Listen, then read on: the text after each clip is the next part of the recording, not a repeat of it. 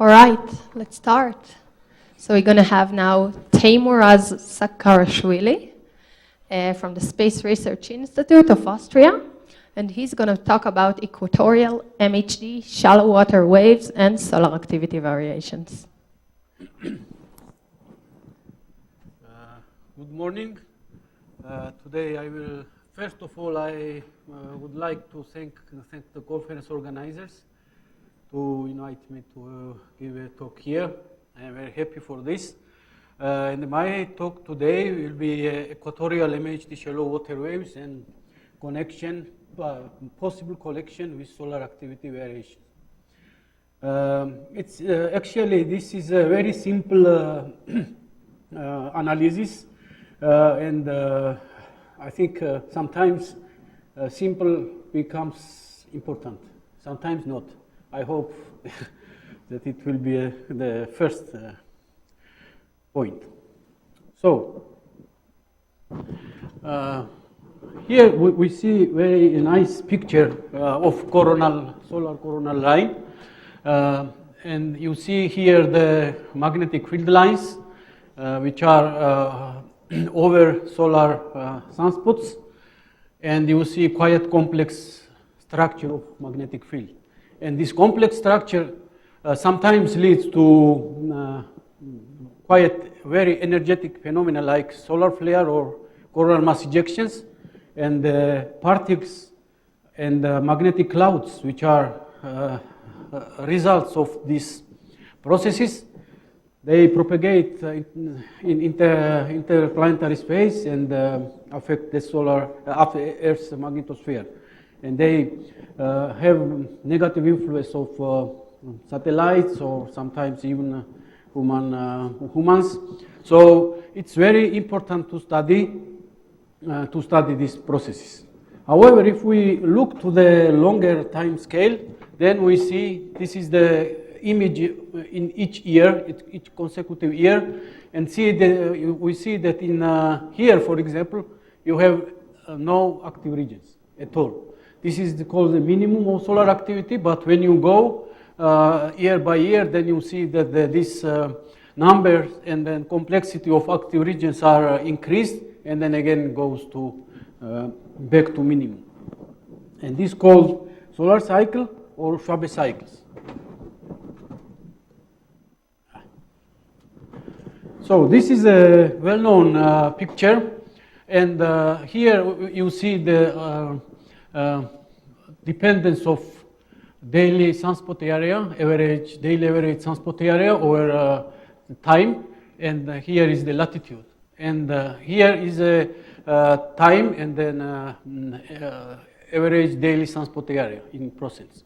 So there are 4 points, interesting points here, what we can just see. First is that you have at each latitude you have variation, yeah, in this time, and you have equatorial confinement of sunspots, like between plus minus 35 degrees, and these sunspots are migrating towards the equator. And here you see this second is that this 11-year cycle, you see quite clear here. And the third is that you have modulation of the cycle strengths, very clear long-term modulation. And the fourth is that inside the cycle you have short period variations. Now people here, for example, Mausumi and Scott call it the seasonal variations. So we have the variations in solar activity, and as this activity affects on the Earth, of course, we want to predict the future activity variation, and this is called space weather. But in long-term prediction, we can call it solar weather. So now let's go to below convection zone. Here you have the solar structure and rotation structure. This is the convection zone. Then you have, which is the differentially rotating convection zone. Then you have solid body rotation in radiative envelope, and between this two regions. It's supposed to be a very thin layer called tachocline, which is 10 to 4 or a bit more. And this is actually very thin compared to the solar radius. And this tachocline is important for amplification of dynamo magnetic field and also some angular momentum redistribution.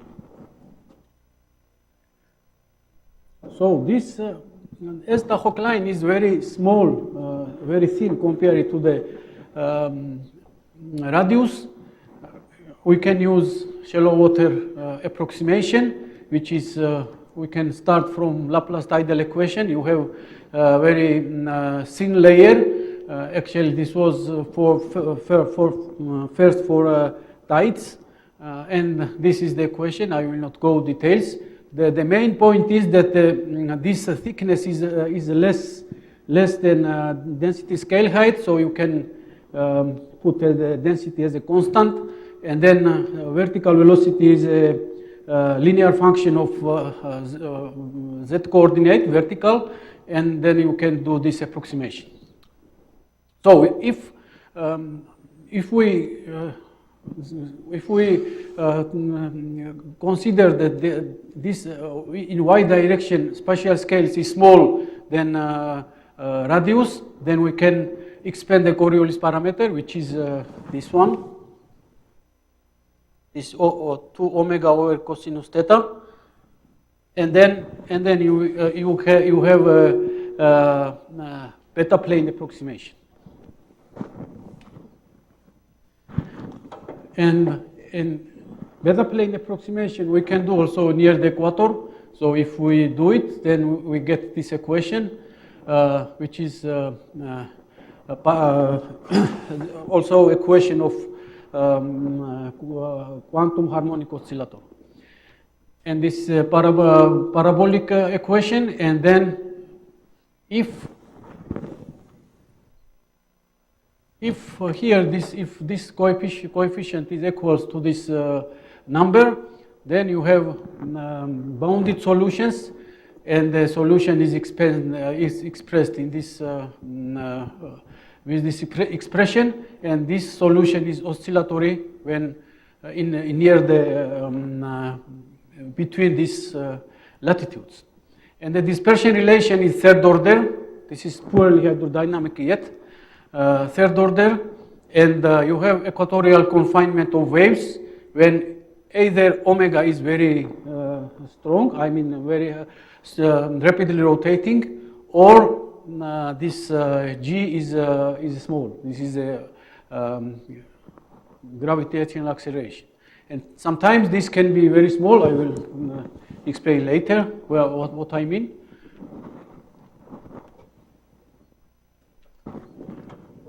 And so the tachocline is believed to be consist of two layers. One is stably stratified lower tachocline, and upper tachocline is not so, because you have in the upper part. In the upper part, there should be some because the convection starts, so temperature gradient should be more than adiabatic temperature gradients. But just before this, we will have the subadiabatic temperature gradient, which is very close to adiabatic. And if we consider this, evaluate this value G that I already showed before, then we can find that in the lower tachocline, it's very big, but in the upper tachocline is very small. So because this is very small, then we get the equatorially trapped waves in the upper tachocline. But also, this is very important, significant increase of Rossby wave period. So if we do this very well-known diagram, dispersion diagram, and we see several different modes. It's well-known in the Earth's case. So you have first the inertial gravity waves, the people who are talking here. This is this branch. Then you have Kelvin waves, which means that you have zero latitudinal velocity, poloidal velocity, and these two branches, which is the Rossby waves, And also there is the Rossby gravity waves with N0, which means that you have no node in the along the latitudinal direction. This was the similar what in the spherical geometry, it's mode which Laurent showed when m equals L. So no nodes in the poloidal direction. So then we can see that when wave number kx R0 is around 1, which means that you have m equals 1 in spherical geometry, then period of Rossby waves are very, very small. Just to look what in the periods is easier, then we get that with some case of reduced gravity, you have the Rossby wave period approach to the period of solar cycle. That was very, when I saw first time this, I was very surprised actually. Then, but of course, if we want to apply something for the tachocline, we should put the magnetic field. And then Peter Gilman wrote this MHD shallow water equations for the tachocline in 2000. And it's very, I mean, very frequently used in to describe the tachocline dynamics. So we can put actually two different profiles, simplest profile of magnetic field.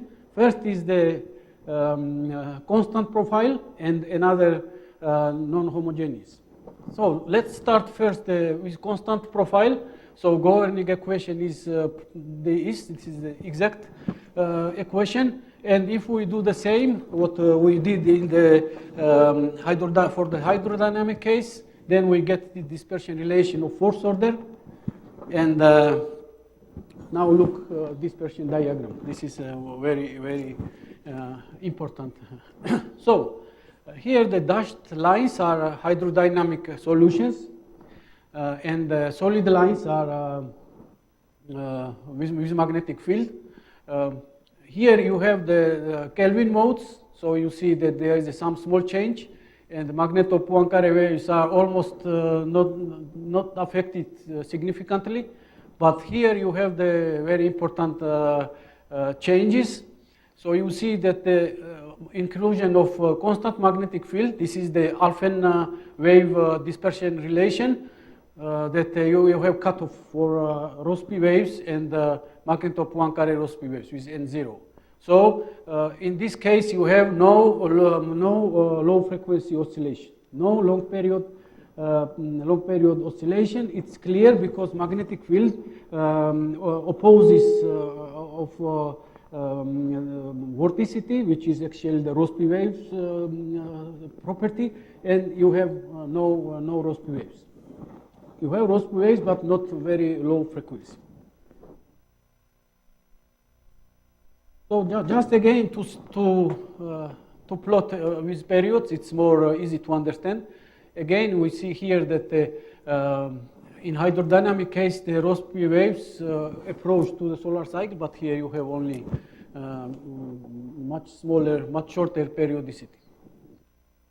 But this is the constant field, but actually constant field is not very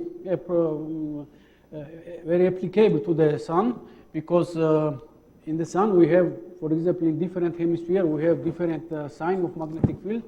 Therefore, we took the non-uniform magnetic field, and the profile which we get, it's very well known, starting from end of 90s by Peter and co-author. So it's easy to get from the solar differential rotation. Then if you put the poloidal magnetic field here, just very simple, you can just estimate the resultant magnetic field, which is in this form. So, but in the rectangular coordinates, you can just expand near the equator as a linear function of y. And if you use this equation, then we get expression. We get this equation, which seems complex, but it's not, difficult, but it's not so. And then again, you can, for the bounded solution, you can use this term should equal this and then you get dispersion relation. And then if we make analysis of this dispersion relation, then we have interesting things. But before go this, just show the solution, and here you see that they are concentrated around the equator. For n equals 1, it's in between 15, plus minus 15, minus 15, and here plus minus 45. It depends some parameters. So, but general result is that all waves are concentrated near the equator in the upper part of the Hock line.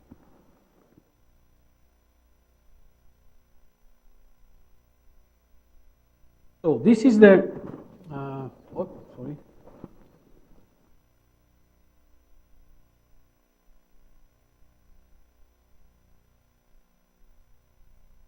So if you make some analysis, first just analytical approximations. For high frequency waves, you get magneto-inertia gravity waves, which is if neglect alpha speed, then you have the same as hydrodynamic case. It should be. If you take the low frequency approximation, then you have magneto-Rossby waves and fast Rossby waves. These waves are again splitted by magnetic field into fast and slow. You have these fast waves and slow waves, and the magneto-Kelvin waves have this dispersion relation. For 0 alpha speed, you have just surface gravity speed. But this is the most important. I will just discuss some. This is the dispersion relation with non-homogeneous magnetic field, which is relevant to the sun. Again, magneto-inertia gravity waves are not affected too much by magnetic field. Magneto-Kelvin waves are not affected too much, but here it comes interesting points. So this is the hydrodynamic Rossby waves, and then after magnetic field, it's split into two. And magneto-Rossby gravity waves n equals 0. This one is split in the several different modes. These two. And if you go to this near the global global modes, like m equals 1 in spherical geometry, then you have 1, 2, 3, 4, and this also 5 time scale in the dispersion diagram.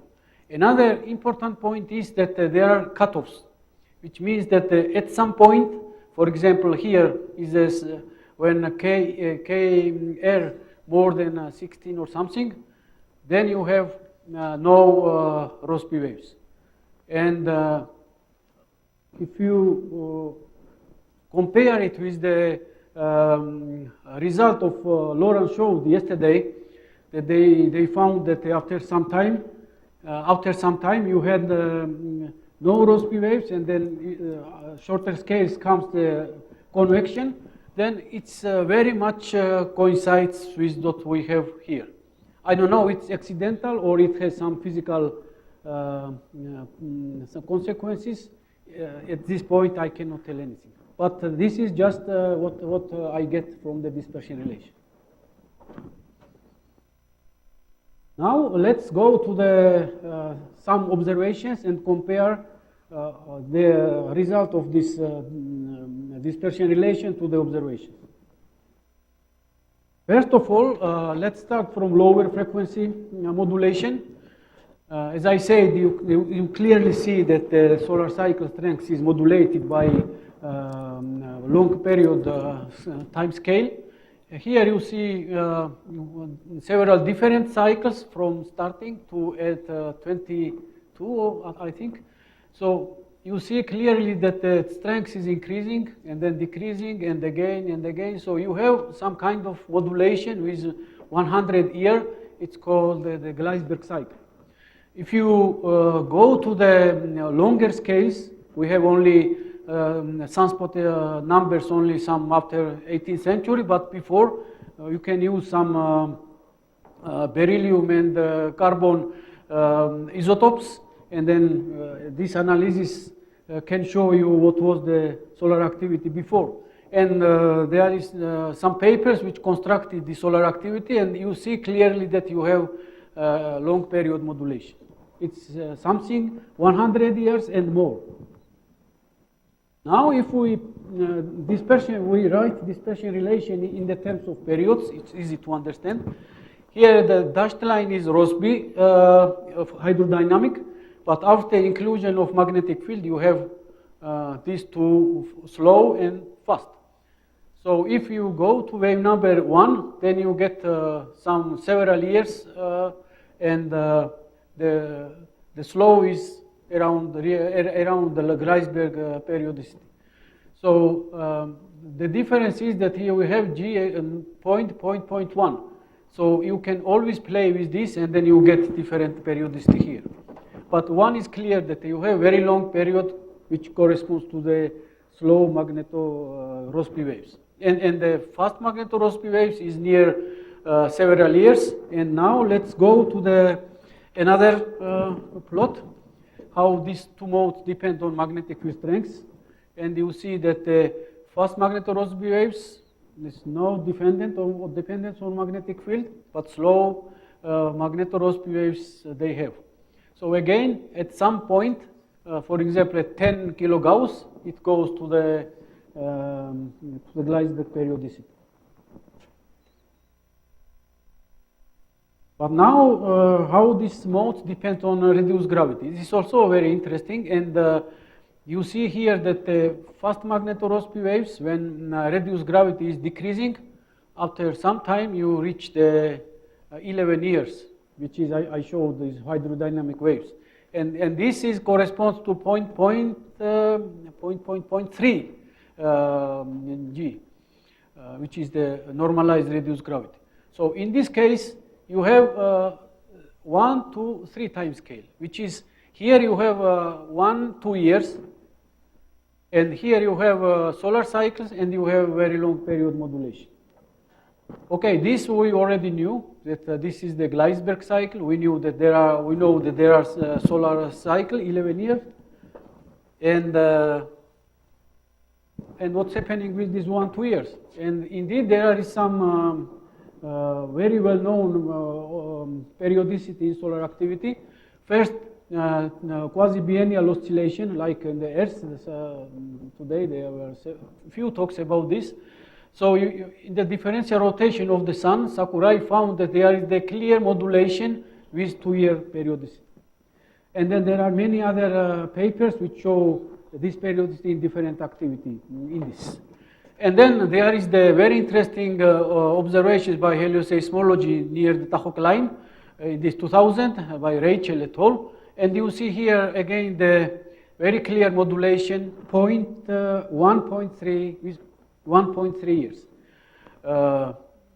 And then there was the few papers by Scott that this is the movie from this paper, that there is some modulation also the coronal bright points with 1 year, so-called the annual oscillation. So the oscillations in the dispersion diagram, which was corresponding to Kelvin waves, it can give quite good correspondence with the observations. But then you have another mode, N0, and this is a magneto-inertia gravity waves. And if you again put the dependence of period to the reduced gravity, then this, in the place when we got this Schwabe's activity cycles, you have here you have some kind of oscillations with more than 100 years. Where this mode come from? And indeed, if you look to the data again, we have this oscillation, again, quite well known in the solar physics. So here is the old paper by Lin and Bruckner. Oh, sorry, it should be 9 here. And then you have this mode, this periodicity, which is in different indices of solar activity, which is also radio data, also sunspot number, Pleiades everywhere. you see this. And also there are, occasionally there is 1 year periodicity like the Scott's papers. And here is also this our paper. It was 2010 when we found that this Rieger periodicity is actually in different cycle has different period. And this was connected with the magneto-Rossby waves in the Tahoe line in this paper, and then we say that in the 5 years later, my PhD student shows that you can estimate magnetic field strength using these observations, because you know the dispersion relation, you have periodicity, so you can estimate the magnetic field. And it was 10 to around 40 kilogauss. So every mode in the dispersion diagram corresponds to some observed periodicity in the solar activity. I don't know, this is a very simple, you saw that nothing is there, neither dynamo nor differential rotation, no convection, nothing. It's just very simplest case, and this simplest case, which in a reasonable parameters of Tahoe line, gives you all this periodicity. It's only, at this stage, it's only correspondence to the periodicity. I cannot go more details in physics. There are some undergoing study, but I have no real results to show. So this is the conclusion. So the shallow water MHD waves are trapped between latitudes of 35 plus minus 35 in the upper overshoot part of Tahoe line. Then global fast magneto-Rossby waves may have periods up to 11 years and corresponding to Schwabe cycles. The global slow magneto-Rossby waves have periods of 100 years corresponding to Gleisberg cycles. Global magneto-Kelvin and slow magneto-Rossby gravity waves have the periods on 1-2 years, and they correspond to annual or quasi-biennial oscillations.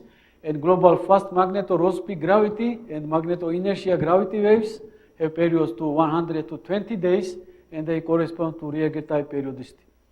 And this observed periods and the theoretical model may allow to estimate plasma parameters in the dynamo layer. But of course, as I say, this is a very simple consideration, and I think much more detailed analytical and numerical studies are necessary to make some conclusions that they really are connected with some solar dynamo. But it's only in future. Thanks a lot.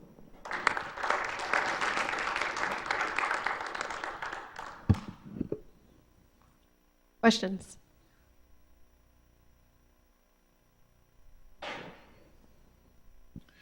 Your linear weight analysis is very nice. I'm puzzled, however, all of those periods that you find relate to the phase speed of propagation of the various waves around the sun. But all the observations that you're comparing them to have to do with amplitude oscillations. So I'm puzzled how to make the connection between the phase propagation periods, which are numerically apparently similar, to the amplitude oscillation periods, because the amplitude oscillations presumably are a nonlinear effect and your waves are linear. So can you comment on that? Of course, in order to go, as I say, to go to more detailed explanation, you need more detailed analysis, like nonlinear, right, or including some other terms in the equations. However, simply what simple reply is that when you have the modulation of this layer, actually it modulates the magnetic field in the layer. So modulation of magnetic field strength means that it should modulate the eruptive flux, and then that can, in the very easy case, it may lead you the modulation of the cycle. Could be, yeah. So excuse me.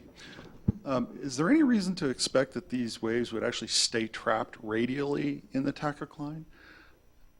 I mean, the tachocline's a shear layer in velocity. There is a subtle change in the entropy profiles there. This is a very good question. At this point, what I can say is that actually for Rossby waves, you don't need too much to concentrate somewhere, because all this velocity is in the horizontal plane. So for Rossby waves, it's not a problem. But for other waves, at this case, I cannot say anything. The only point is that when you have the overshoot above the convection from the convection zone, it's pushing everything there to localize in this layer, and maybe oscillation also is localized by this. I cannot say this. It's very interesting, and I can kind of buy the waves that are faster than the solar cycle, but I'm a bit confused about how you get the Gleisberg cycle, given that the field is reversing every 11 years. Yeah, this is as I said. Thanks a lot. As I said, in the simple case, in this case, I put only the constant field in the time, but Sure. Of course the field is changing. Yeah. However, still there is some point which can save this. Is that in the radiative part of the tachocline, you have a field which is non-reversal. And Mausumi and then Peter had a paper which shows that the dynamo field, you also can have a dynamo field which is non-reversal. Sure. So if you have the non-reversal field, which is a weak actually, in the lower part of tachocline, then it may give you this long period oscillation. Maybe. So the answer is that you have the cycle, but you have also the non-reversal field, which gives you this modulation, long-term modulation. Yeah, But again, it's only the simple calculation. I guess one interesting observation is that the Gleisberg cycle seems to be as a result of changes in the symmetry of the sun's magnetic field. So you get more of a dipole component compared with the quadrupole component. So maybe that's... Yes, maybe there are some papers about that, but we don't know what is the real... so in principle, it should be interesting in future to see. Wind up there, lots of questioning. So thank you again for a nice talk.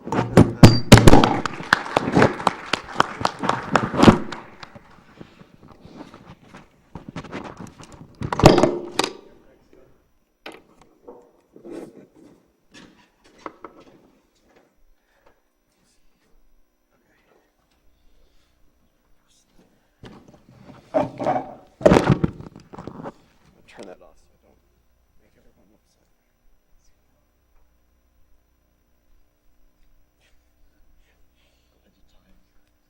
Okay.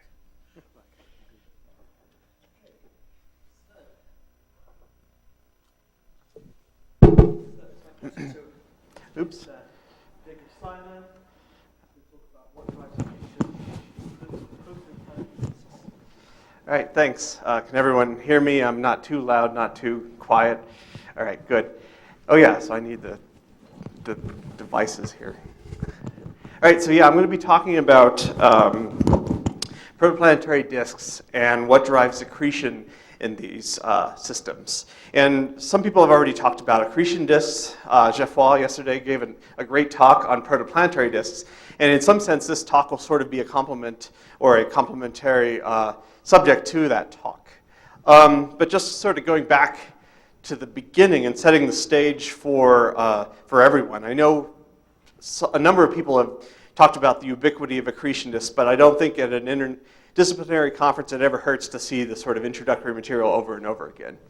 So accretion disks, which as John Hawley mentioned, are first order just a combination of angular momentum and gravity, are ubiquitous throughout the universe. They exist in stars in binaries where there's a star that's donating gas to a black hole and it funnels in onto the black hole. There are black holes at the centers of galaxies that also we think have accretion disks. And of course, sort of my favorite are these protoplanetary disks, which now with the power of ALMA, this radio telescope, in Chile, we've actually been able to see tremendous detail in the structure of these systems. And of course, there are other disks out there that we, like disks around forming planets is thought to be another type of accretion disk. But these are the ones I'm going to be focusing on today. And Geoffroy already sort of discussed this, but again, to review, one of the central questions of accretion disk theory is how does the disk gas lose angular momentum and funnel all the way from somewhere out in the disk onto the central object. It can either be removed radially or redistributed radially, so some gas takes away most of the angular momentum while most of the gas is accreted inwards, or as Geoffroy mentioned, perhaps magnetic winds remove remove some of the gas vertically and radially, and you accrete the gas through that momentum exchange. As far as the radial momentum transport goes, about 30 years ago or so, it was the MRI was discovered in the context of accretion disks by my PhD advisor, John Hawley. This is a movie. I always show this. It's a bit older now, but it's still one of the most beautiful movies I've seen. This is a torus of gas that's orbiting a black hole, and it's threaded with magnetic field, and when you let it go, the gas rapidly becomes turbulent and actually sort of flattens into a disk. The gas accretes onto the black hole. There's been later work that has looked at this as well. One thing has become clear through all of this is that when you have a fully ionized disk, such as those around black holes, you get rapid angular momentum transport via turbulence induced by the MRI.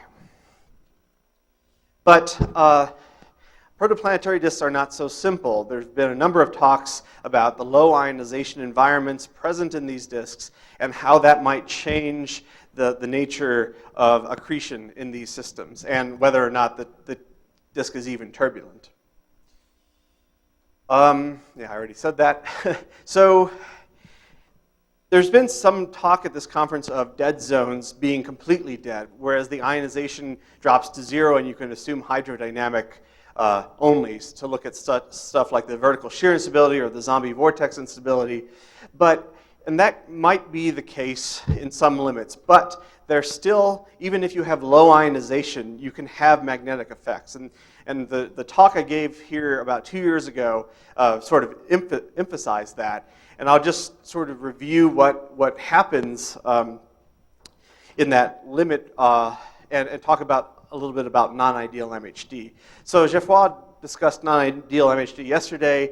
I felt that I'll go over it a little bit, and I felt that since this is a fluids conference, it's okay to put the fluids equations up. I usually avoid equations in more colloquium type settings because it scares people, but here I think it provides a source of comfort. So these are mass conservation, the momentum equation, and the one I want to draw your attention to is the magnetic induction equation here, which is this monstrosity here. So the magnetic field is controlled, the time derivative of the magnetic field is controlled by the curl of this horrible EMF type thing here.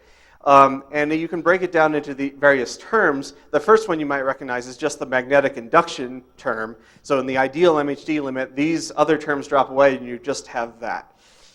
However, there are three other terms: ohmic diffusion, the Hall effect, and ambipolar diffusion. And as Geoffroy mentioned yesterday, ohmic diffusion happens when the ions and electrons are basically decoupled from the magnetic field. Ambipolar diffusion happens when there's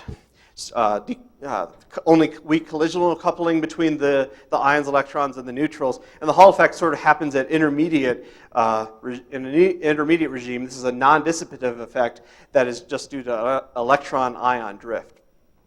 But what I want to point out, I want to focus mainly on ambipolar diffusion here, because that's what I'm going to be talking about a lot in the later part of my talk.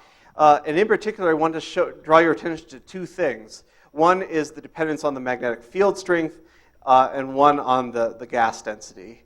So you have two powers of the gas density here. One is the ion density, and one is just the neutral or bulk density.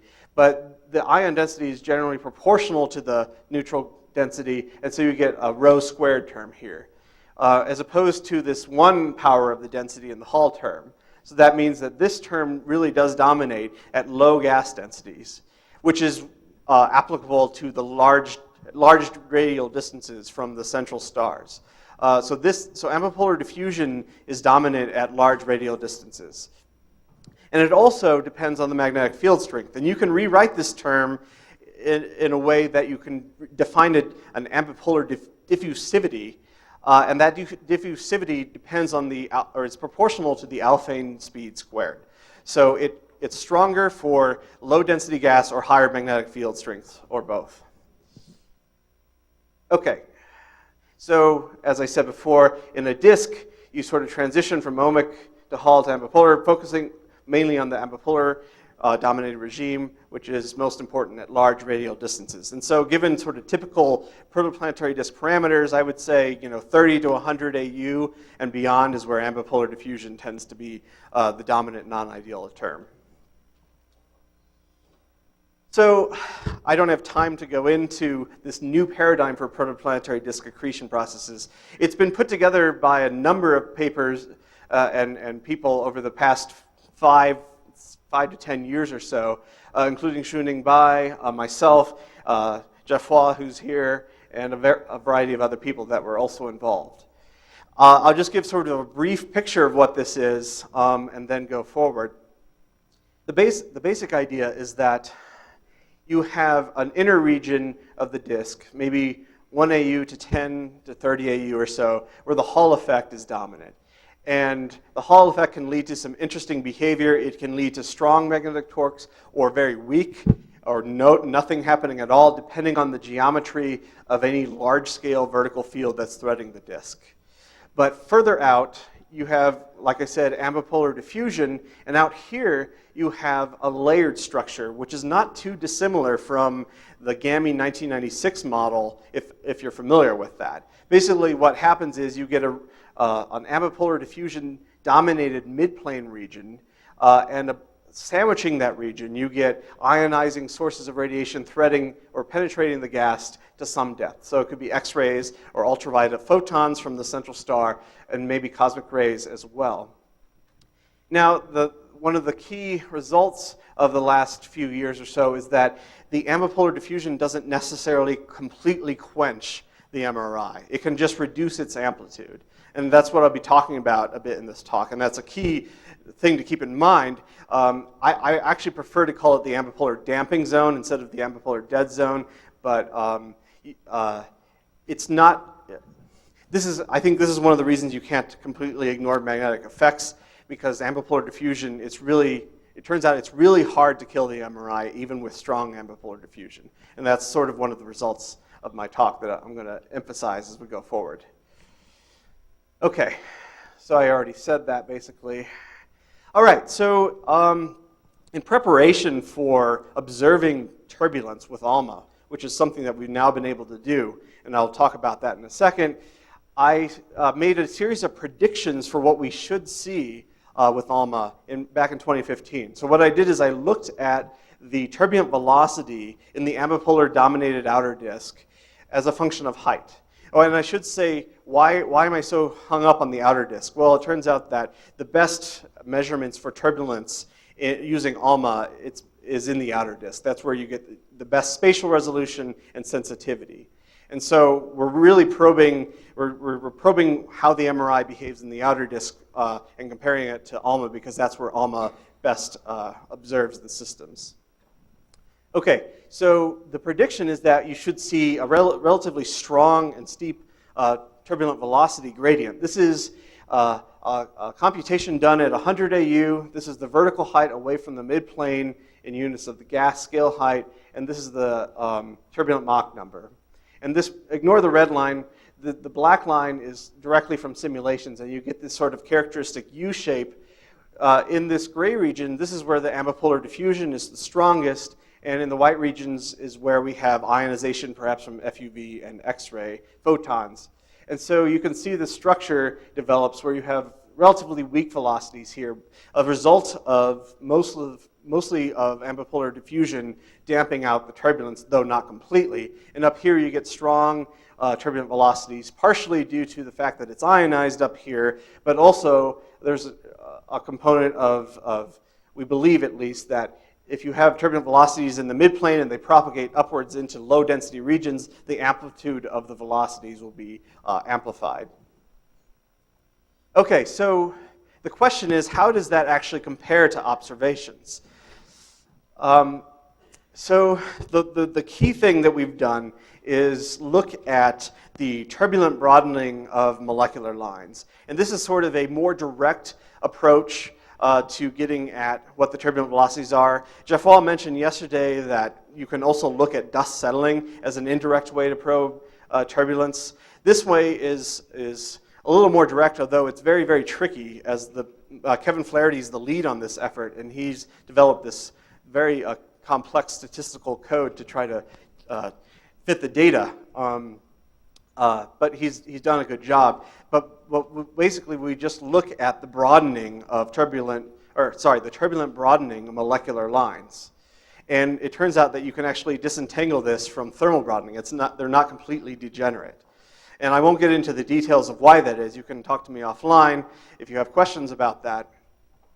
But to probe that vertical structure that I was talking about before, we use different molecular lines. So the carbon monoxide is a relatively abundant gas. We can't actually observe the cold molecular hydrogen, but we can see tracers of the gas, and one of those tracers is CO, carbon monoxide. There's enough of it that it's quite optically thick, and so if you look at that line, you're really probing the surface layers of the disk. But if you go to different species that are more rare, including deuterated species, such as DCO+, where there's a deuterium coupled to a carbon and oxygen, you can probe more optically thin layers towards the midplane region. So you can build up, by looking at the broadening of each of these lines, you can construct a turbulent velocity profile as a function of height. And you might be asking, what about the radial dependence? Well, for right now, we've only looked at a sort of assuming, or at least Kevin's sort of assumed a constant turbulent velocity. And it's okay to do that because what he finds is that the turbulent velocity is pretty small. I'll get to that, back to that in a second. But yeah, the takeaway of this point is that using different molecules, you can probe different depths. And I already mentioned that we use ALMA. It's a bit unfortunate this image is so dark, but it's a beautiful image of the telescope. And again, it has unprecedented spatial resolution and sensitivity that allows us to actually remove a lot of the noise from the data and really pin down what the turbulent velocities are at these large distances. Here's an example of an emission line. This is in the disk HD 163296. It's around a 2.6 solar mass star, so it's a bigger disk than usual, than what we usually consider as a T Tauri type disk around a solar mass star. But what we found was quite astonishing at the time. So the black line here is the observations. The dashed blue line is the prediction, and the red line is a fit to the data with, or not quite a fit, but just a toy model with a reduced turbulent velocity by a factor of 10. The double peak here is just due to Keplerian rotation, so that leads to a double peak profile. But the point here is that they're just even looking at the spectral information and integrating over the spatial information of the disk, you can constrain the turbulent velocity and say something about it. It turns out you get more information by looking at the spatial information, and I'll mention a little bit more of that later, but I want to put all this sort of observations together and compare it to theory now. So in the first paper, we really only looked at the CO line, but that's okay because that's the probing where the turbulent velocity should be the largest. And what you can see here, it's quite obvious, is that the turbulent velocities are relatively low compared to what we predicted.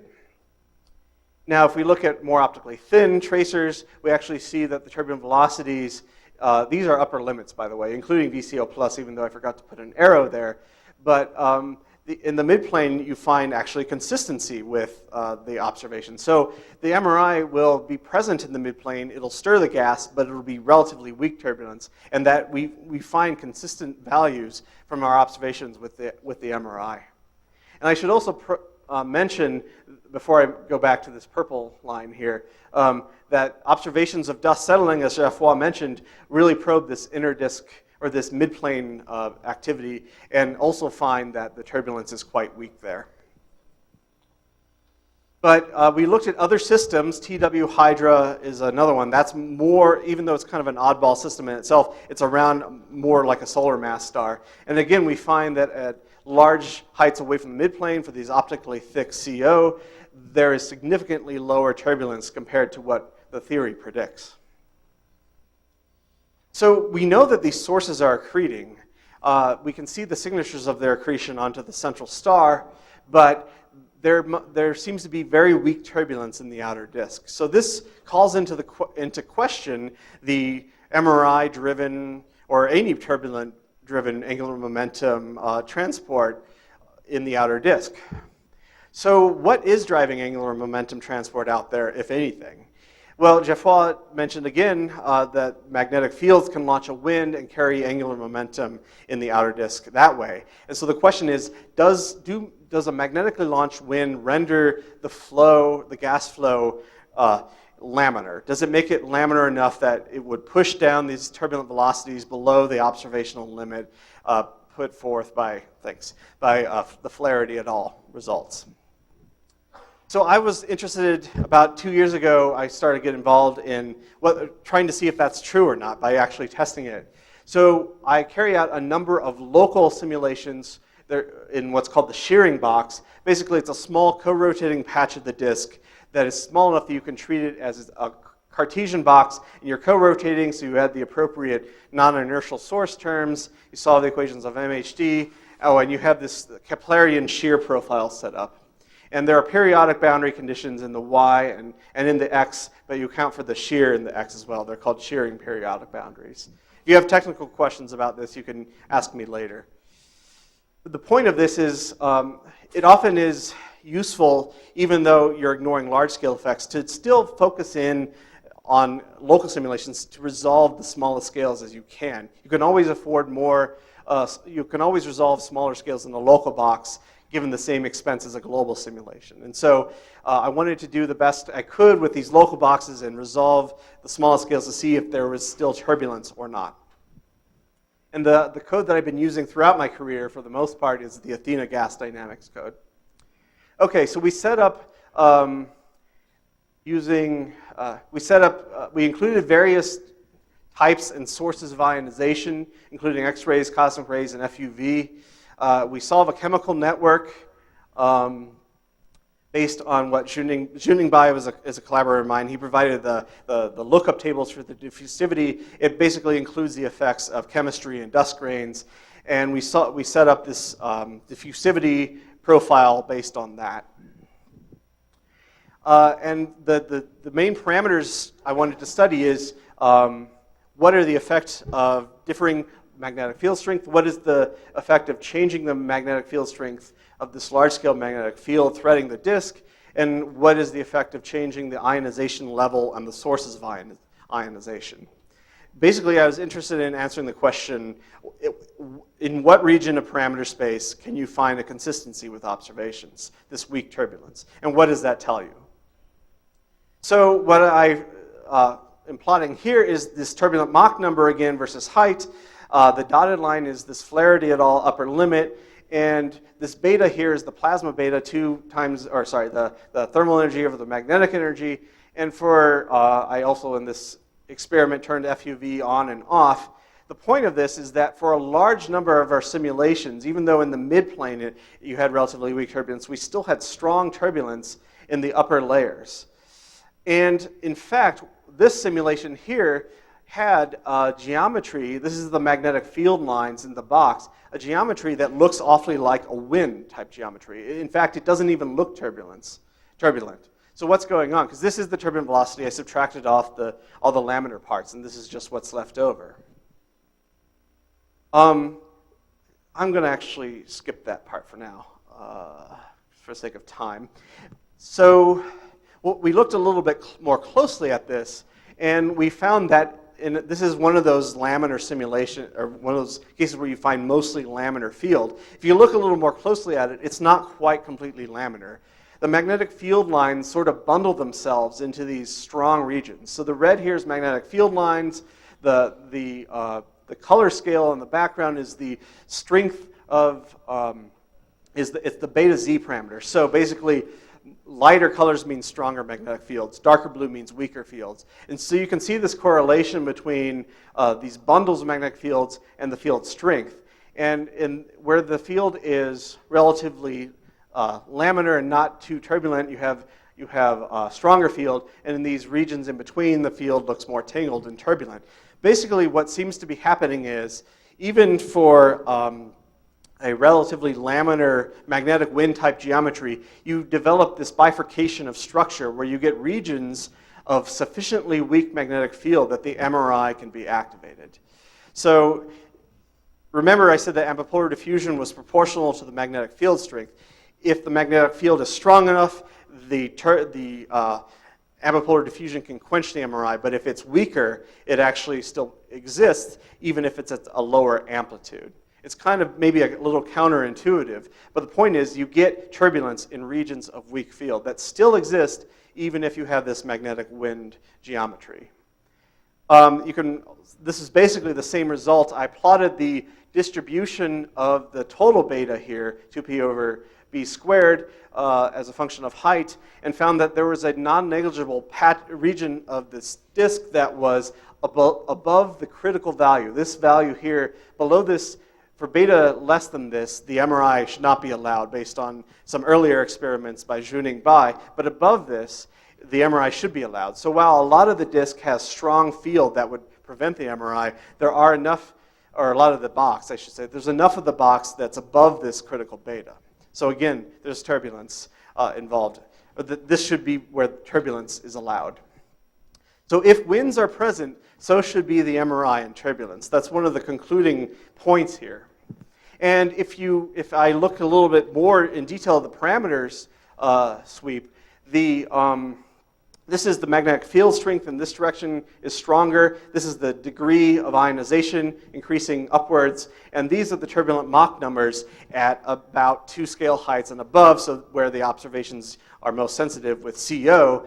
And what we find is that to get the weak turbulence consistent with the observations, you need both relatively weak magnetic field and low ionization. And there's some degree of trade-off in that if you shut off one form of ionization, only one form of ionization, for example, this case, you turned off FUV but kept X-rays and cosmic rays in there, you need a very, very weak magnetic field to fall below the observational limit on turbulence. So what does that mean? Well, I think it means that really nothing is going on in the outer disk, or at least nothing magnetic is going on in the outer disk. And I've had this preliminary model for what's happening, and I would like to test it numerically. This was just done in my head, so the supercomputer in my brain constructed this, not really any other supercomputer. Sorry, I shouldn't even call it a supercomputer. That's giving it too much credit, I think. But so the idea here is that maybe early on in the disk's history, there was a magnetic field threaded the disk relatively uniformly, but that field was either diffused outwards or advected inwards due to an accretion flow.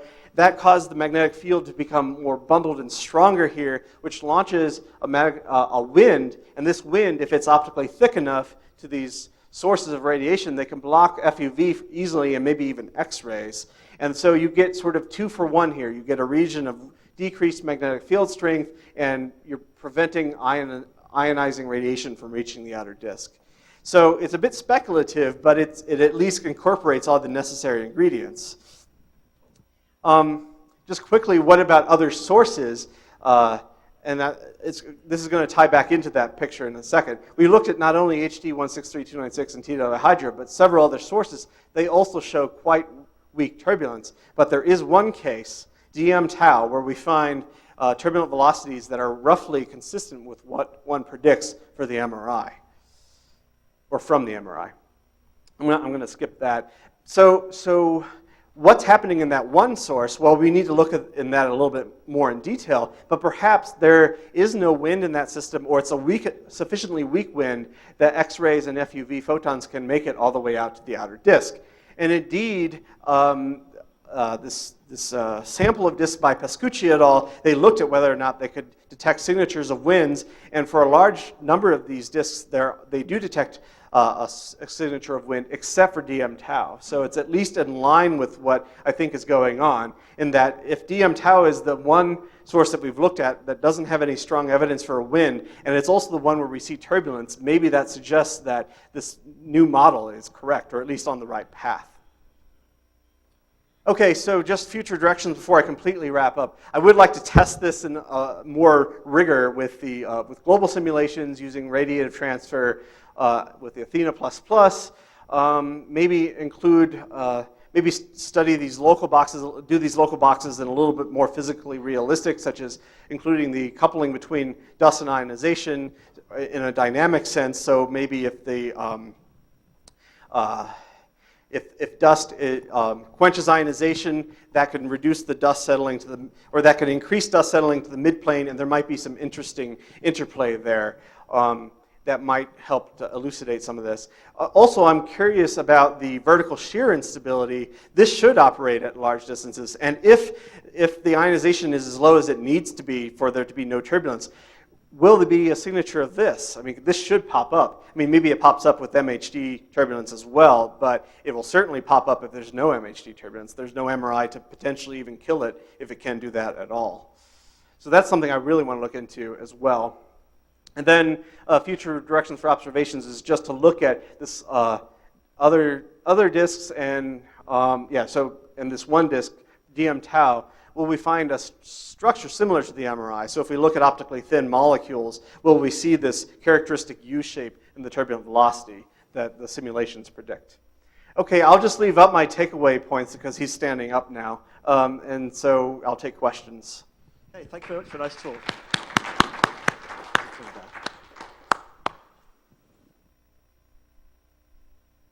Thanks for the nice talk. So we have a system with low PM, and low PM is a natural realm of helical and azimuthal MRI, the inductionless forms of MRI developed by Rüdiger and Hollerbach. I'm always wondering why not to look into those. Helical MRI, for example, has been criticized because it works only for shears a little bit steeper than Keplerian. If you take Q, Kepler is 1.5, and we need 1.64 for helical MRI. But still, you have some RM in your disk, and you have induction of B phi, and this means your B phi is not 1 over R, but it's shallower. And then we have shown with Kirillov in PRL and JFM and wherever that then even the helical MRI can develop if your B phi is not 1 over R. And then we are in the real natural regime where helical MRI, possibly also azimuthal MRI, might develop. So I think it's really worth to look into, especially for protoplanetary disks. Okay, I'll just comment that we're not quite in the traditional Prandtl number situation that you've mentioned. It's not ohmic resistivity, it's ambipolar diffusion, which does change things a bit, but point noted. Yeah, so Jake, do you have any idea of what might, is there an instability that's bundling the fields up into these strong regions? I mean, do you have a feeling for that? There's, if you, I can refer you to, I think actually Geoffroy has looked into this a bit too, but Zhuning Bai has looked into this in 2014, and basically if you write down the equations, the magnetic induction equation and all the terms, there's an anti-diffusion term that is a result of the anisotropy present in ambipolar diffusion. And so it leads to magnetic fields actually not diffusing, but anti-diffusing and bundling up. It doesn't, I don't have a physically intuitive explanation for it, nor do the previous papers that I've mentioned, but it basically is just, there's an EMF term in there that acts as an anti-diffusion. Sorry if that wasn't satisfying. Real quick, what is the observational signature of these winds? Yeah, so you look at those in forbidden lines, like neon, I think oxygen as well, and they come from these really low density regions above the disk. And that's, yeah, so if you you can work out what transitions you get, but basically those are the signatures that you look for. Okay, let's thank Jacob once more. And we'll have a last talk as well. Thank you.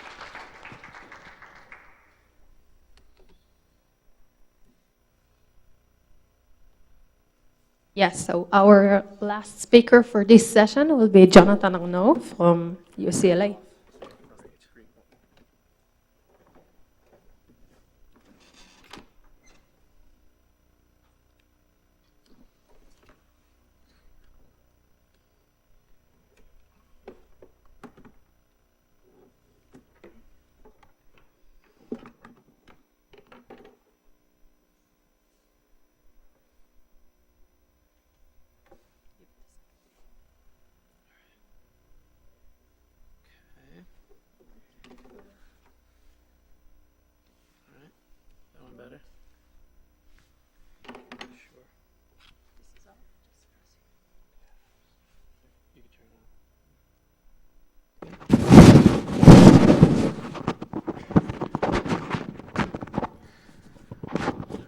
Okay.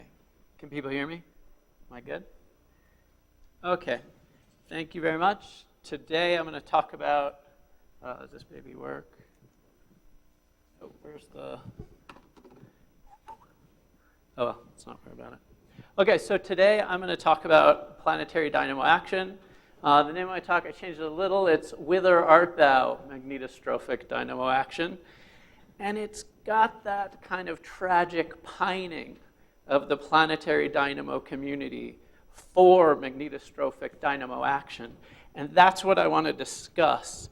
And I want to hopefully, in this talk, kind of see if we can broaden our discussion and maybe change the tenor of our pining. Okay, so planetary dynamo action, one of the fundamental hypotheses or tenets that's been in the community for about 60 years is that dynamo action optimally occurs when the leading order force balance is between Coriolis and Lorentz force, and this is called magnetostrophic balance.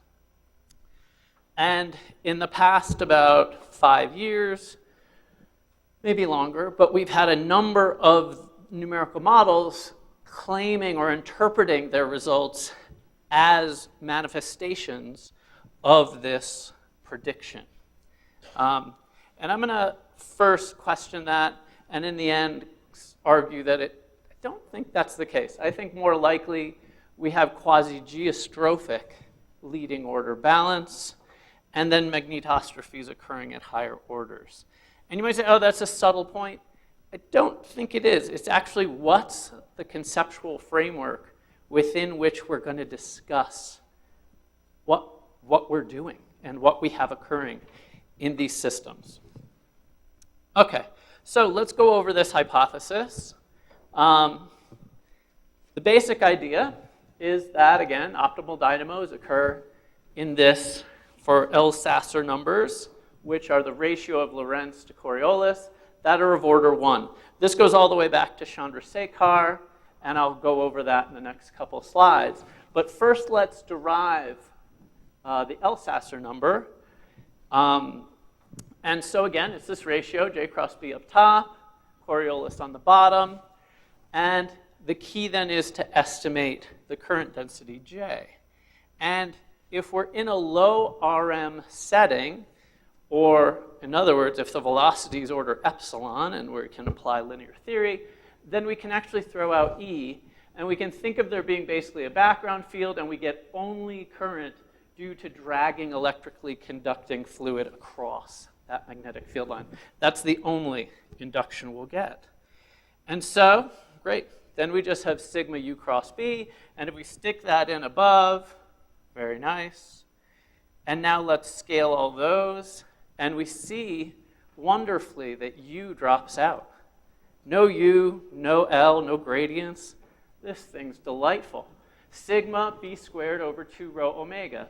Very simple to measure externally to a planet, which is great because dynamos are typically situated deep within them.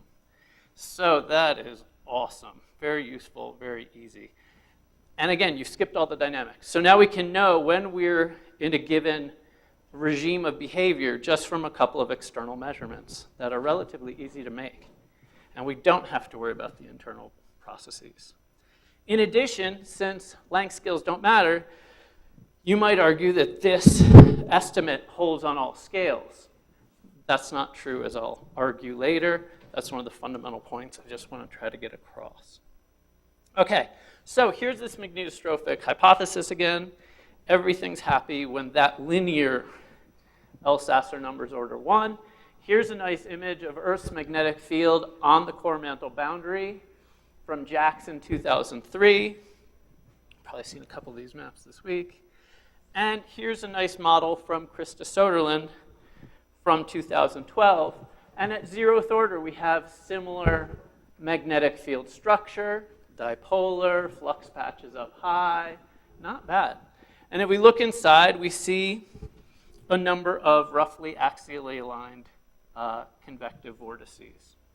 And if we check, then the model's linear L-Sasser number is order 1.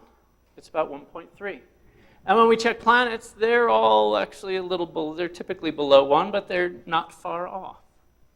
So then the argument again is magnetostrophic dynamo actions occurring in planets, and we're getting it to occur in these very nice models that we can make look roughly similar.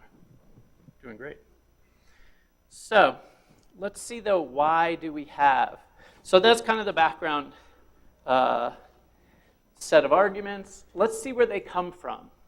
And so here's the linear stability analysis, basically straight from Chandrasekhar. Here are marginal stability curves. The dashed lines are hydrodynamic, so their L-Sasser is 0, so B is 0. And then the solid lines are L-Sasser, linear L-Sasser of order 1. And sorry, here it's L-Sasser T, traditional. I keep changing the name. Traditional, linear, I don't know what the hell to call it. But these are the same. And the rotation period, the non-dimensional rotation period of the system is the Ekman number up here.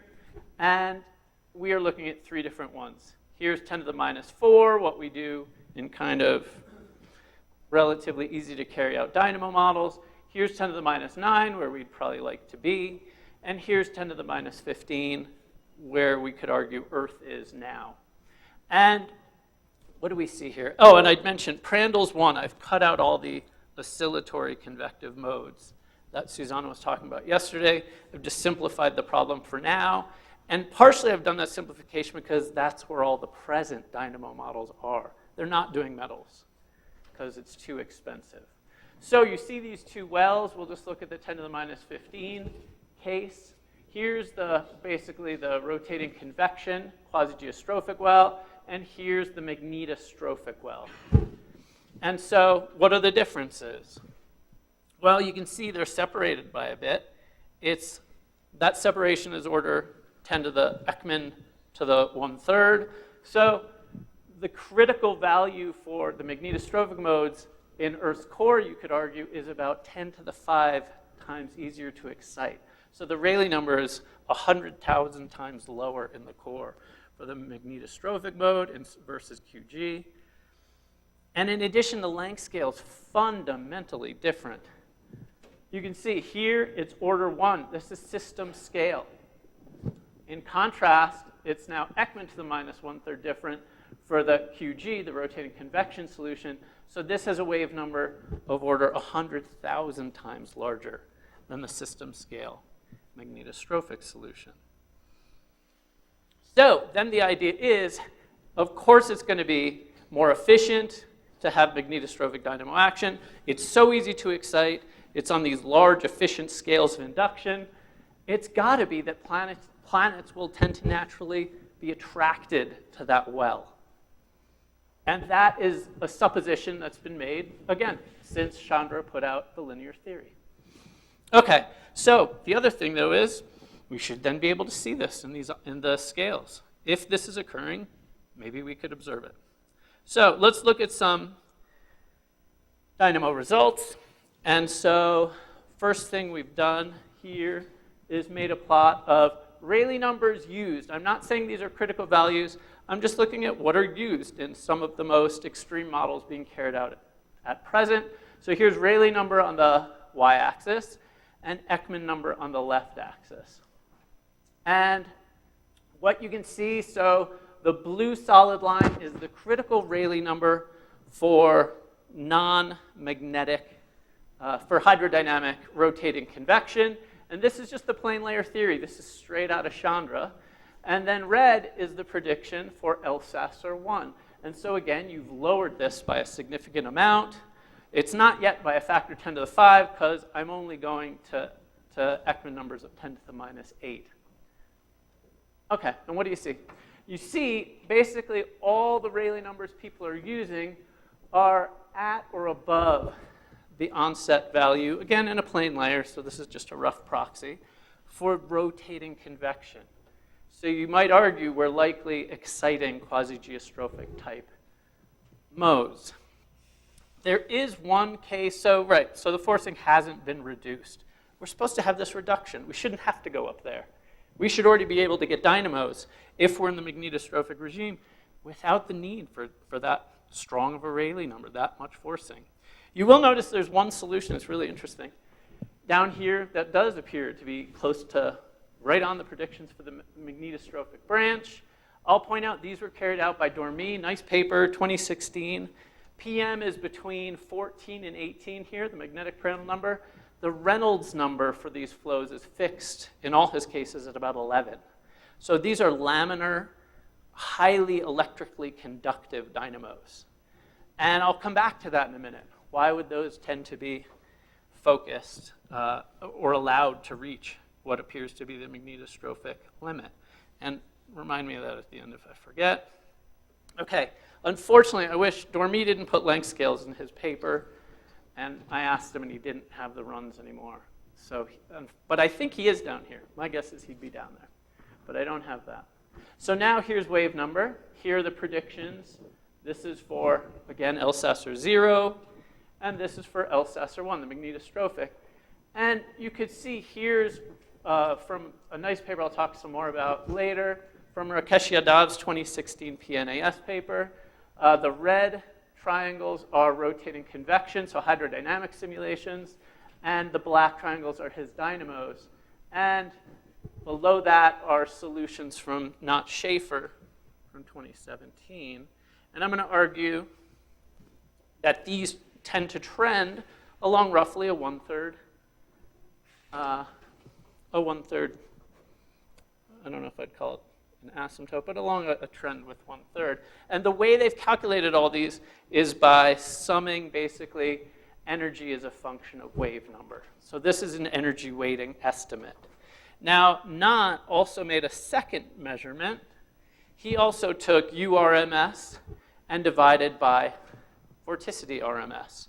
And so I think he calls that, or I call that, the gradient scale. So he's basically taken U over curl U. So that gives you an estimate of the gradients in the system. And interestingly, that really lies rather closely to the predictions for rotating convection quasi-geostrophic theory.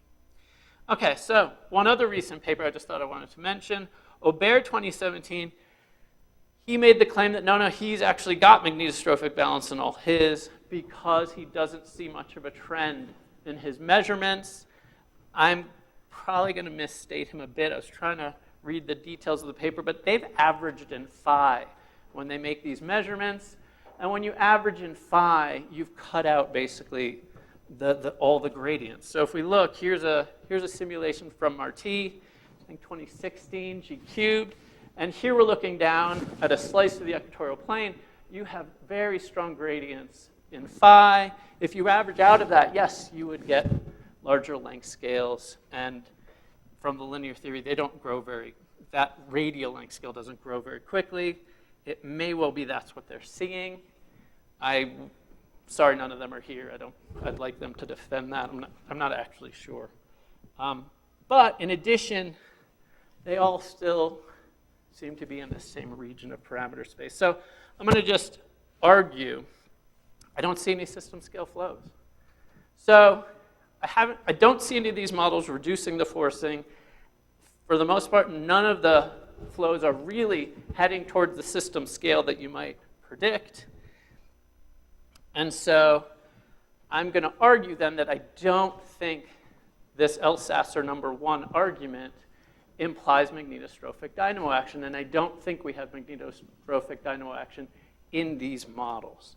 Let me back it up with an example, again going to Yadav 2016. So Rakesh nicely calculated all the forces in a bunch of his cases. Here's his Ekman 10 to the minus 6 cases. This is supercriticality, and here's about 10 times supercritical. And each of the different symbols and colors gives you one of the forces in the system, sorry. And so if you look at these two over here, red is Coriolis, green is pressure, and so these two together would roughly give you a geostrophic type balance. And if you look, the leading order balance in his dynamos is geostrophic.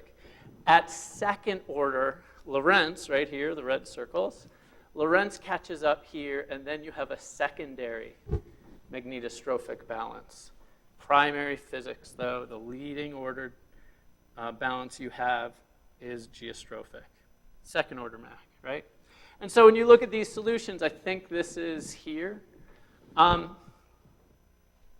still have roughly axially aligned structures, and this is in one of the cases. Again, I think this is where there's second order Mach balance. Yes, the magnetic field is then playing a role in dynamics, but it's not fundamentally changing, taking over the solution such that you're getting the classic predictions that, again, people are interested or expectant of. Okay. So I'm arguing things are remaining quasi-geostrophic, and we should be talking in that way. So then the question's why? And so with the time left, I'll try to develop a really simple scaling argument for roughly why you might see QG at leading order. And for this, we need to kind of redevelop the Elsasser number. Again, this ratio of Lorentz to Coriolis. I'm calling it here the generalized Elsasser number. Krista, in her papers, has called it the dynamic Elsasser.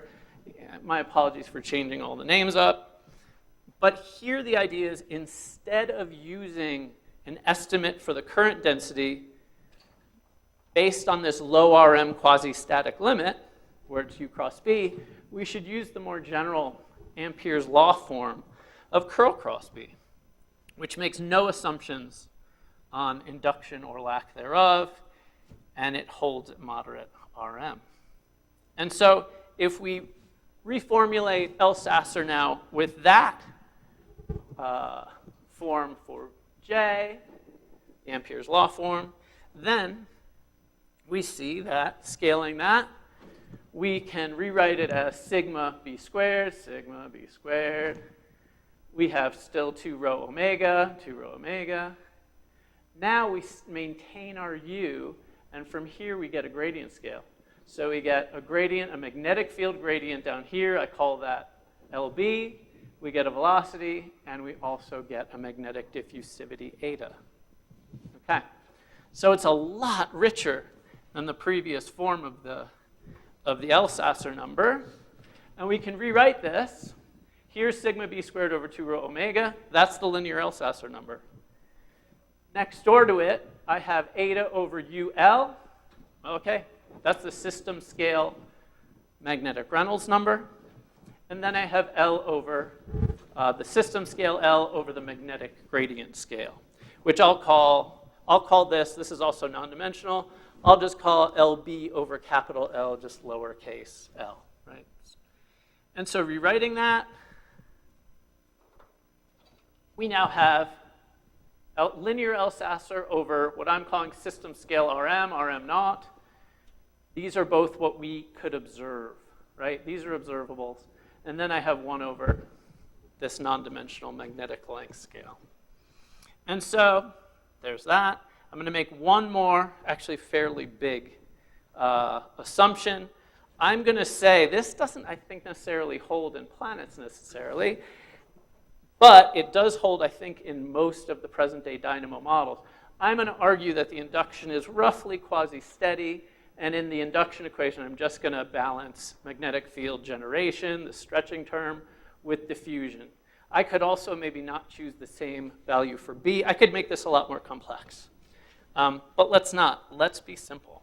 And if we do that, then we find that LB scales as the flow scale, LU, non-dimensional, over Rm naught to the 1/2. And again, that's just playing with that. Okay, well, so now I can get rid of my scale LB and put in my flow scale. And I arrive finally at this. This is now the generalized, or my form of the generalized Elsasser number. It is more complex. But it's interesting because it has these two observable values, linear Elsasser and system scale Rm, and then 1 over the flow scale. Whole thing's to the 1/2.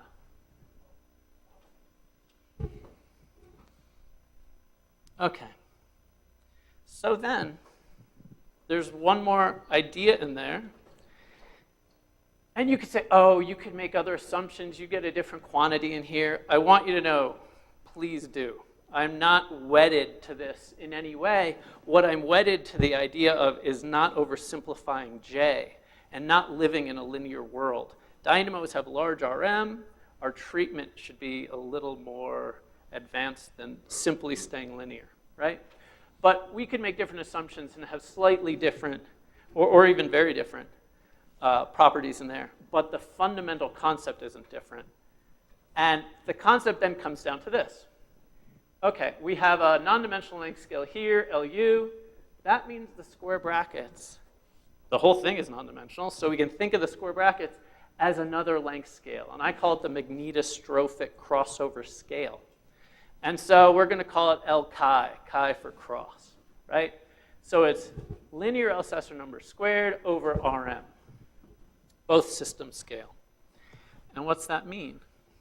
It means that when we make the various assumptions I've made, this is the flow scale where you're bending B in such a way that you're able to generate Lorentz forces comparable to the Coriolis forces in the system, okay? If you're at a greater scale than this, then in all truth, that's not going to give you large Lorentz forces. So you have to at least be down at that flow scale LU to generate an order 1 Elsasser number, right? If LU is much bigger than L chi on the crossover scale, okay, you're bending the magnetic field lines, but not in a way that will generate strong Lorentz forces. So then you'll probably be in the QG regime on those length scales. In contrast, if you go smaller than the crossover scale, then it is appropriate that you could be kinking the magnetic field on small enough scales that you would actually be locally generating magnetostrophic balance. And so there should be a scale dependence. In the force balance, we shouldn't just talk about they are or they aren't. It's scale dependent. It's spectral. Okay, great idea. Wonderful. What? Great. Haven't tested it at all. So it's just a concept here. I'm looking to test it. But for now, I'm just going to show you a suggestion. Here's a nice result from Rakesh Yadav. And what you do see here is radial velocities in the equatorial plane on the left. And on the right, you see magnetic field intensity in the equatorial plane. And I just want to point out that there does seem to be some correlation between the scales and the strength of B. So it well may be that as we go to regions with small magnetic fields, we're going to those small Ekman to the 1/3 length scales. And when we're going to regions where the magnetic field is stronger, we're starting to plump up our length scales to larger sizes. Is that correct? I'm not exactly sure. That interpretation is preliminary, to put it lightly. But we will in time analyze these runs and figure that out. So, okay, another question. What about my model? Yep. Is my model magnetostrophic? Okay, so let's just see. Here's how you would test it. So let's start off by making the assumption that at leading order we are quasi-geostrophic. Then the predicted flow scale is Ekman to the 1/3. And we can take that scale and we can put it in for LU into our generalized Elsasser number, and we get this, right? We simply get this quantity. And now let's ask the question, if Elsasser is order 1, what is Ekman? Right? What's the crossover value of Ekman at which you would be generating small enough rotating convection structures to start to have magnetostrophy? And so then you can square the whole thing. This is 1, square it, fine. Multiply again, cube it now, and you get Ekman. The crossover Ekman value is roughly the linear Elsasser number to the 6th over Rm naught cubed. Okay. So now let's make another set of assumptions. Let's say our dynamo models are order Elsasser 1, which we've been claiming. And let's just take, for simplicity, Rm, system scale, magnetic Reynolds number of order 100. About right.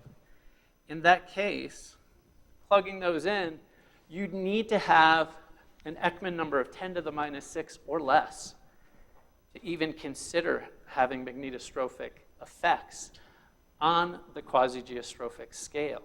If you have a higher Ekman number value, you shouldn't actually be able to have leading order magnetostrophy on the onset scale for those rotating convection structures. And you might argue, oh, that's why all my 10 to the minus 4 and 10 to the minus 5 dynamo models look so much like rotating convection. At leading order, they probably are. Okay. Right. So my assumption, my hypothesis then is that only the most extreme dynamo models here or roughly below here are going to have Elsasser 1 balances on the convection scales. Okay. So now, let's say again we have system scale Elsasser 1 magnetostrophic balance. Let's look at this again. This tells us roughly that scale. If we were to have system scale, so this was order 1-ish, and Elsasser, we want it to be order 1 to be like a dynamo, then how do we get system scale magnetostrophy? We need dynamo action to be occurring then for Rm of order 1. That's hard to do too. How do you do it? You do it by cranking up the electrical conductivity of the fluid. And so if you go to very high magnetic Prandtl number, then you can get dynamos at rather low Rm, and then you can get system scale magnetostrophy. And that's what Dormy did in his very nice 2016 paper. He went to high PM, and he got leading order system scale magnetostrophy because his dynamos were Rm11. Okay, so that's exactly what he did very nicely. However, in planets, we really do not have that situation. Rm is not 1. And so if the linear Elsasser number is order 1, you're probably not there. So here's just a table for planets. I'm just making estimates. I've tried to be as conservative as possible. I've tried to pick fairly low or reasonable values of Rm, system scale Rm. I've tried to pick as high, or what I thought to be rather high values of the linear Elsasser number. And if I take these, I can then estimate the scale at which you might start seeing magnetostrophic balance. And in Mercury, it's at a non-dimensional scale of 10 to the minus 10 of the system scale. Earth, 10 to the minus 3. Jupiter is interesting. Jupiter is 10 to the minus 1, so we're getting there. And if we change our estimate for the Elsasser number a bit, it might reach order 1.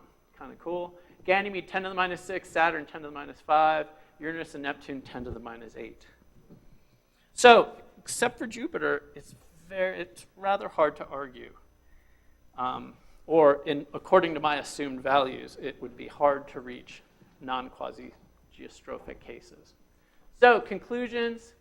I've tried to put forward some arguments for why we continue to pine away for magnetostrophic dynamo action.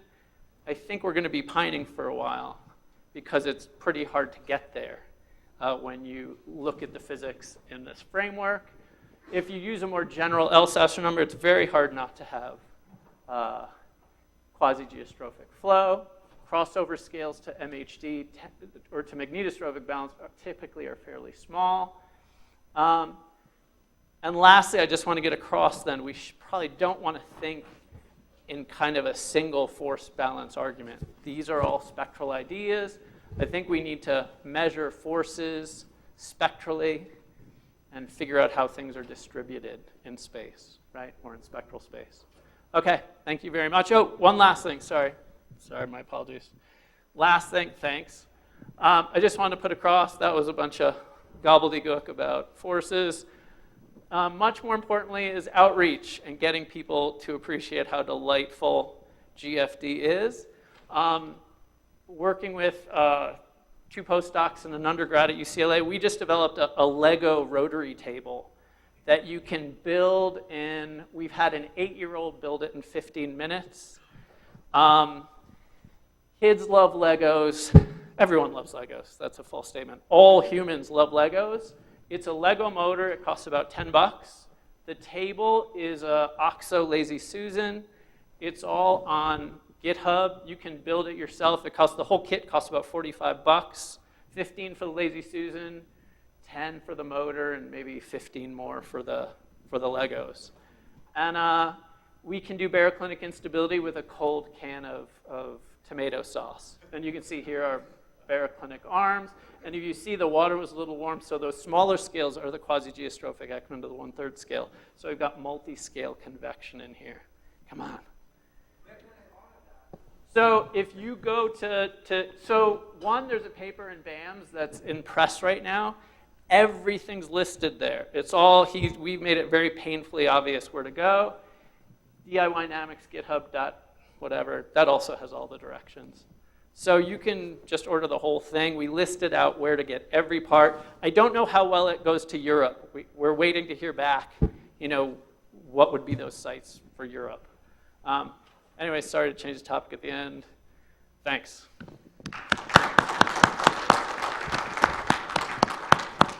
Good, Jonathan. So 1 or 2 quick questions.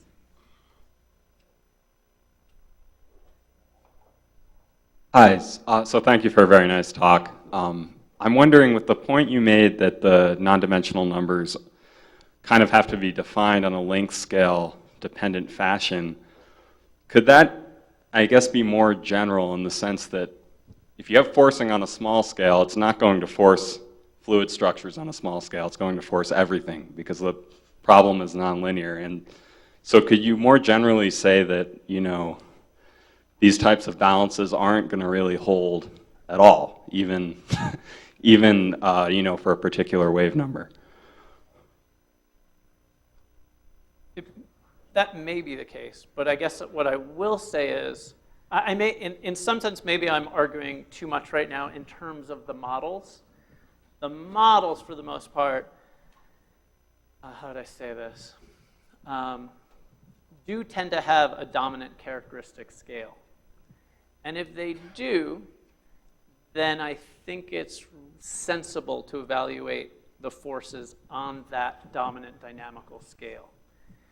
And in that case, in a sense, that's what I'm asking. Is that dynamical scale likely to live in a particular regime or not? Is the forcing actually broadband? Yeah, it is. But if there's a dominance, we might want to think about what's happening at that dominant scale. Eventually, is it going to cascade all over? Yeah, the energy eventually will. Hi, John. So there's one part in your talk where you made this assumption about the balance between induction and dissipation, and you right there. So I have to live with that. That assumes a very flat spectrum for B. Yeah. Yeah. So look, that's what when I said to you, like, this is the simplest thing I could do. But do you know the tendency if you were to change the spectrum in any way? How does it move your estimations of crossover? I think I put that in the paper. Okay. I did work that out. I don't remember if I put it in or not. But I did some simple estimates for if we acted somewhat Kolmogorovian, what would we get? Yeah. But I don't remember. Okay. It does change things depending on what you choose for your spectra. Yeah. Right. So we could do the whole thing spectrally for B and for U. And then, again, things would be rather complex. I didn't want to go there at first. It seemed a bit much for this. I wanted to do a really painfully simple argument at first. Okay. And you could argue, for me, the other issue is this is just too simple. If I'm claiming I have a dynamo, eventually I could have dynamo waves, I should have time dependence. This could just be the wrong balance for some systems. It's really simplified. But just following on from Keith's point, I mean, Nataf and Schaefer, they make various assumptions about the slope of the spectrum. who does? Nataf and Schaefer. Yeah. But they can't get themselves out of your fundamental point that it's not magnetostrophic till you get to a very small scale for realistic spectra. Yes. And so if I could go back to that. So thank you. That was helpful. Thanks for answering Keith's question. The other one is, it'd probably be a lot more sensible to put some small b here. And if it's that induced b is small. So I've chosen to make it order 1. If you make it small, then you have to go to much smaller scales. So I've tried to be as grouchy as possible. And by being so rosy and saying this was order 1, I've hurt my own argument. If I made it a smaller lowercase b, oh man, then you really have to go down there. But for now, I'm just doing the simplest scalings I could come up with. Right. Thanks, John, and thank you to all the speakers in this session.